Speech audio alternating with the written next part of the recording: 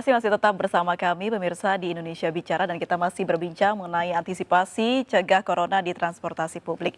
Pak Kamal, kalau misalnya kita melihat begitu atau Pak Kamal sendiri melihat di MRT, apakah memang masyarakat sudah mulai terbiasa untuk pakai hand sanitizer setelah membeli kartu MRT mungkin?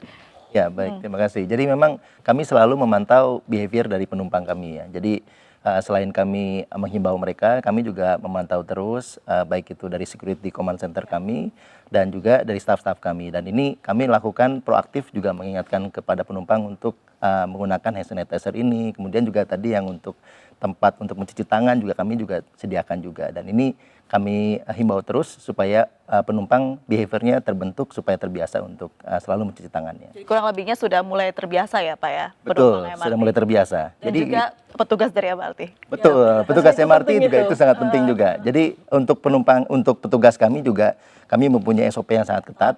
Jadi untuk kebiasaan mencuci tangan, kemudian juga untuk memeriksa suhunya, kemudian juga bahkan kami untuk bertemu dengan tamu di kantor itu juga mempunyai prosedur yang sangat ketat, terutama untuk tamu dari luar negeri.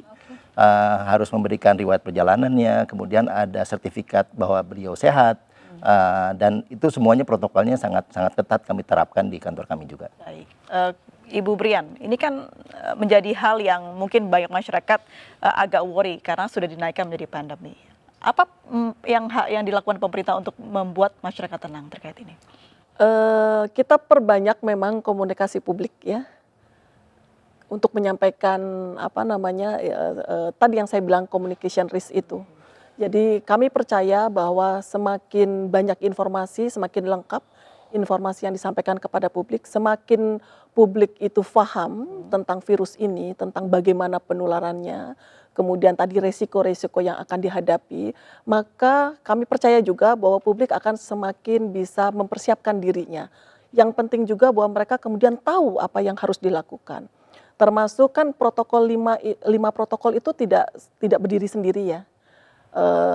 Termasuk misalnya di protokol pertama yang tentang kesehatan. Orang kemudian tahu kalau saya kemudian menunjukkan gejala demam, batuk, pilek, dan punya riwayat, tadi pergi ke daerah epicentrum atau kontak dengan kasus positif, bisa segera pergi ke fasilitas kesehatan atau call center 119 extension 9. Dan call center ini cukup aktif ya, karena setiap hari kami mendapatkan laporannya. Satu hari itu sekitar 4.000-an telepon yang masuk. Kemudian 50% itu berkaitan dengan corona. Memang kalau saya perhatikan masih banyak beberapa pertanyaan yang masuk itu masih ada juga yang bertanya tentang COVID itu apa sih? Oke. Coronavirus itu seperti apa? Gejalanya seperti apa? Edukasi tentang virus itu juga masih rendah ya Bu? Betul, artinya itu refleksi buat kita bahwa masyarakat kita tuh masih banyak juga yang tidak tahu itu. Nah itu kan juga masukan ya, artinya tadi saya sampaikan bahwa sepertinya kita masih kurang masif untuk memberitahu itu. Sekali lagi tadi ini kan seni ya, bagaimana membuat supaya semua orang tahu, waspada, tapi nggak boleh panik, ini seninya dan itu lumayan challenging juga, tantangan juga sebetulnya. Kalau berbicara soal bagaimana tetap waspada dan menghindari adanya kontak fisik dengan masyarakat begitu, akhirnya masyarakat memilih untuk tidak naik public transportasi. Ini betul tidak sih Bu? Ya. Pemerintah dan bagaimana mengkomunikasikannya? Ya kalau tadi merujuk yang disampaikan oleh Dr. Faris ya, memang kan gini, mungkin kita harus bisa selektif melihat urgensinya. Karena nggak bisa juga kemudian kita tidak boleh ngapa-ngapain juga ya. Jadi melihat urgensinya, kalau memang tidak perlu sekali untuk perjalanan yang menggunakan transportasi publik atau berkumpul acara-acara yang nggak penting-penting amat gitu ya. Misalnya ya reuni misalnya, kan bisa lah ditunda nanti begitu ya. Nah itu mungkin harus dikembalikan ke tanggung jawab pribadi masing-masing ya. Itu yang harus kita tekankan. Kemudian juga ya tadi penggunaan transportasi ya memang arahannya sih memang kalau memang bisa ada kendaraan pribadi itu lebih baik karena resikonya lebih rendah resikonya. Tapi juga yang kalau kita lihat kita lihat di protokol yang kita tekankan di sana, jika ada sakit bahkan untuk fasilitas kesehatan pun disarankan tidak menggunakan transportasi publik. Itu yang di protokol yang kita pakai seperti itu. Untuk menjaga lingkungan sekitar juga ya Bu ya, dan juga Ya, supaya tidak menularkan. menularkan. Dia menjadi sumber penularan. Baik. Walaupun kita masih belum tahu mungkin akan positif atau tidak. Iya, ini yang menarik adalah pernyataan dari Menteri Kesehatan Terawan Agus Purwanto yang menyebutkan kalau virus ini bisa sembuh dengan sendirinya. Betul dok seperti itu? Iya, jadi virus itu pada dasarnya adalah self-limiting disease buat populasi yang imunokompeten. Jadi orang-orang yang tidak punya masalah dengan daya tahan tubuh. Tetapi untuk orang yang punya masalah dengan daya tahan tubuh, tingkat kematiannya tinggi. Oke. Jadi sebetulnya kita harapannya sebetulnya ketika kita menekan lalu lintas manusia, kita tekan, kita implementasikan self-isolation dan juga self-monitoring, maka orang-orang yang punya infeksi tapi dia tidak punya gejala, dia berusaha menghindarkan diri untuk tidak menginfeksi pada orang lain yang lebih rentan. Sehingga ketika semua publik sebanyak mungkin stay at home, itu virusnya dia akan turun sendiri. Karena yang tersisa di luar sana adalah orang-orang yang sakit yang sedang dirawat di rumah sakit. Dan itu mereka sudah dalam isolasi yang lebih ketat lagi. Nah ini kita sudah punya data, penelitian yang dipublish di Science, satu jurnal dengan impact factor tertinggi di dunia ini, bahwa ketika Wuhan mengimplementasikan strict travel ban di tanggal 23 Januari, itu manfaatnya sudah langsung dirasakan pada hari kelima ketika itu diimplementasikan. Dan Manfaat ini adalah adanya penurunan. Nah, jadi sekarang Cina sudah Republik Rakyat Cina sudah dalam fase landai, sudah dalam fase landai dan cenderung turun. Dan mereka agak kerepotan dengan kasus baru yang datang dari luar mainland China, gitu. Jadi sekarang kita harus lebih strict lagi sebetulnya, dan konsekuensi dari kita ikut dengan kata-kata pandemi versi WHO bahwa kita coba pertimbangkan travel ban sehingga nanti, dan ini sudah diperlihatkan oleh negara-negara lain, tingkat transmisi virusnya turun dan kita bisa beraktivitas normal lebih cepat lagi. Dengan ya kita bisa bilang belum terlalu banyak ya yang terserang virus atau positif corona di Indonesia. Apakah perlu dilakukan travel ban saat ini? Kenapa kelihatannya kita kepositifannya rendah? Itu karena kita mendeteksi lebih rendah. Jadi Korea Selatan dengan teknologi drive-thru-nya 15.000 subjek sehat yang dilakukan swab tenggorokan dan mereka bisa menangkap 1.000.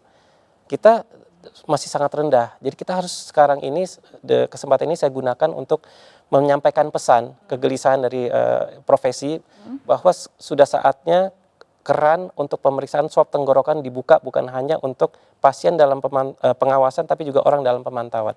Atau subjek manapun yang memiliki resiko terpajan kontak dengan orang confirm tanpa gejala, dia seharusnya sudah diperbolehkan untuk melakukan pemeriksaan swab tenggorokan. Apa pertimbangan pemerintah untuk tidak melakukan itu, Ibu Brian?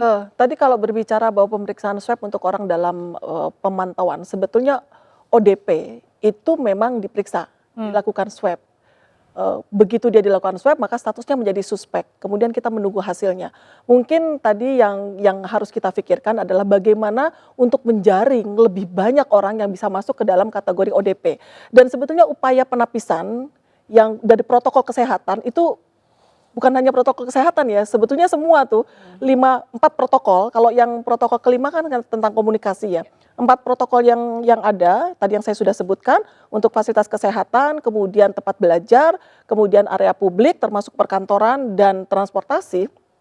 Kalau fase awal dilakukan adalah untuk penapisan, itu bisa membantu untuk menjaring orang-orang ini untuk kemudian memeriksakan diri. Nah, ini yang harus harus lebih diaktifkan. Terutama misalnya nih contohnya saja di dalam protokol untuk di bandara dan pelabuhan. Itu kan di screen yang punya perjalanan dari luar negeri, yang dari daerah, dari negara yang terjangkit, kemudian masuk itu sudah akan diberikan health alert card.